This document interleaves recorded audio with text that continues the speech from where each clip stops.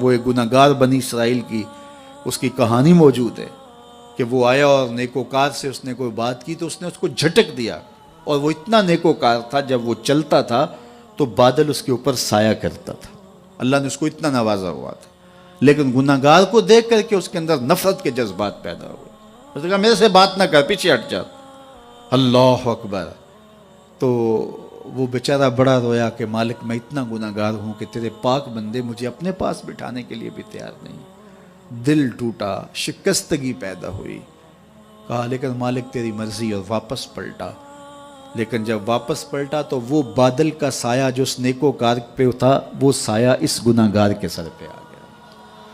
تو وہ کرم نوازی جس پہ فرما دے، اس کے سارے بندے ہیں، تو اللہ کو جو ہے وہ تکبر کی نیکی نہیں، وہ گناہ جس کے بعد عجز پیدا ہو اللہ کو وہ پسند ہے، وہ گناہ جس کے بعد توبہ کے جذبات ابھریں، بندے کو شرمندگی کا احساس ہو۔ تو مت ایسے بنے کہ 4 نمازیں پڑھ لیں تو سب بے نمازیوں کو حقیر جاننے لگ جائیں، تھوڑا سا کام کر لیں، صدقہ و خیرات کر لیں تو باقی مالداروں کو حقیر جانے لگیں۔ آپ کو دین کے کام کی توفیق مل گئی ہے تو آپ دین کے ٹھیکیدار بن کے بیٹھ جائیں کہ میں اتنا بڑا جلسہ کروایا، اب میرے علاوہ تو کوئی یہاں مسلمان نہیں رہتا، میں ہی سب سے بڑا عاشق رسول ہوں اور میں ہی سب سے بڑا مسلمان ہوں۔ نہ، ایسا نہ کیجئے۔ اللہ نے آپ کو توفیق دی، آپ نے لوگوں کو دعوت دی، پتہ نہیں کس آنے والے پہ کتنا کرم ہوا ہے۔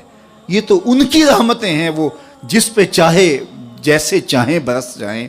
ہم کو ٹھیکیدار تھوڑے ہیں، ہم تو نوکری کرنے والے ہیں، ہم تو جوتے اٹھانے والے ہیں۔ ہو سکتا ہے کس کے صدقے، میرے والد گرامی مجھے یاد آتے ہیں، وہ مجھے فرمایا کرتے تھے جب گفتگو کے لیے نکلنے لگے اور لوگوں کا ہجوم ہونے لگا تو وہ مربی تھے بڑے، اور بڑی حکمت کے ساتھ جو ہے وہ کوئی نہ کوئی بات سمجھاتے رہتے تھے۔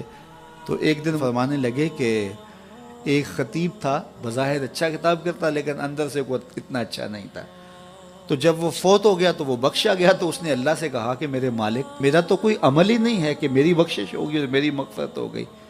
تو فرمایا کہ ہاں ہم تجھے جانتے ہیں، لیکن ایک دن تو کہیں واز کر رہا تھا، میرا ایک بندہ بیٹھا تھا، اس کو پسند آ گیا، میں نے اس کے صدقے تیری مغفرت فرما دی۔ اٹھ فریدا ستیا تے میلا ویکھن جا، اٹھ فریدا ستیا تے میلا ویکھن جا، وت کوئی بخشیا مل جاوے تے تو ہی بخشیا جا۔ تو پتہ نہیں کس کے صدقے سے اللہ رحمتوں کا نزول فرماتا ہے۔ بے عمل کو دیکھ کر کے اس سے نفرت نہیں ہے، نفرت تو گناہ سے ہے، گناہگار سے نہیں ہے، لیکن کوشش کی جائے کہ یہ عمل بد چھوڑ دے۔ اللہ اکبر۔ ایک جنازہ گزرا اور وہ جنازہ کسی غیر مسلم کا تھا، تو چشمان رحمت میں آنسو آ گئے۔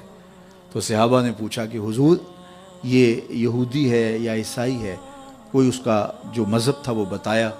تو فرمایا کہ مجھے اس بات پہ افسوس آیا کہ یہ اسلام نہیں لا سکا اور کفر کی حالت میں مر گیا، تو اگر یہ اسلام لاتا اور جو ہے وہ جنت کی راہوں کا مسافر ہوتا تو کتنا اچھا۔ یہ اس کے ساتھ بھی ہمدردی ہے۔ تو اللہ کی مخلوق، یہ جنت کے اکیلے ٹھیکیدار بننے کی کوشش نہ کریں کہ میرے علاوہ کوئی جائے ہی نہ، جنت کے دروازے پہ میں بیٹھ جاؤں گا کسی کو، یہ زیادتی ہے۔ میرے تو اعلیٰ حضرت نے یہ کہا تھا، ایک میرا ہی رحمت پہ دعویٰ نہیں، شاہ کی ساری امت پہ لاکھوں سلام۔ تو اس لیے امت سازی کی ایک تو کوشش کریے، اپنے اندر باہمی چھوٹے چھوٹے نزاع اختلاف، یہ انسانی فطرت ہے، انسان کے اندر طباع کے اندر اختلاف ہے، ترجیحات کے اندر جو ہے وہ اختلاف ہے، اپنے اپنے مزاج کے اندر تفاوت ہوتا ہے۔ تو ایسا نہ ہو کہ چھوٹی چھوٹی باتوں سے آپ جو ہے وہ امت کو پھاڑ چیر کے رکھ دیں، نہیں، بلکہ امت کا جو تصور ہے اس کو قائم رہنا چاہیے۔ تو گناہ کے بعد جب انسان کے اندر ندامت کا اظہار ہوتا ہے، وہ جو آنسو ٹپکتے ہیں، بندہ اپنے آپ کو چھوٹا سمجھتا ہے، میں اتنا گناہگار، میں پاپی، میں مجرم، میں میلا اتھرو، جب وہ اپنے آپ کو دیکھتا ہے کہ میں اتنا برا شخص ہوں، تو پھر اللہ کی رحمتیں اس کے اوپر متوجہ ہوتی ہیں۔ تو اس کو پسند ہے کہ جب بندے اس کے حضور عاجزی کرتے ہیں، اس کے حضور معافی مانگتے ہیں، تو مت کسی کو حقیر جاننا کہ یہ گناہگار ہے، نہ جانے اس کا انجام کیا ہو۔ کتنے گناہگار ان کا آخر اچھا ہو جاتا ہے، کتنے نیکوکار ان کا آخر اچھا نہیں ہوتا۔ انما الاعمال بالخواتیم، وہ تھی تو فاحشہ عورت لیکن ایک کام کیا کہ ایک کتے کو پانی پلا دیا، اپنے دوپٹے سے جوتا باندھ کر کنویں میں لٹکایا اور اس کو پانی پلا دیا۔ حدیث پاک میں آتا ہے اللہ اس کے صدقے سے اس کی خطائیں معاف فرما دی۔ اور ایک نے بلی کو مار دیا خاتون کو، اور وہ جہنم کی آگ میں جلنے لگی۔ اس لیے کون کس کا انجام کیا ہوتا ہے؟ ہمارے بزرگ فرماتے ہیں کہ بچے سے پیار کرو کہ اس کے گناہ کم ہیں، اور بڑے سے پیار کرو اس کی نیکیاں زیادہ ہیں، اس کی نیکیاں زیادہ ہیں۔ چھوٹے سے اس لیے پیار کہ اس کے گناہ کم ہوں گے، اور بڑے سے اس لیے پیار کہ اس کی نیکیاں زیادہ ہوں گی۔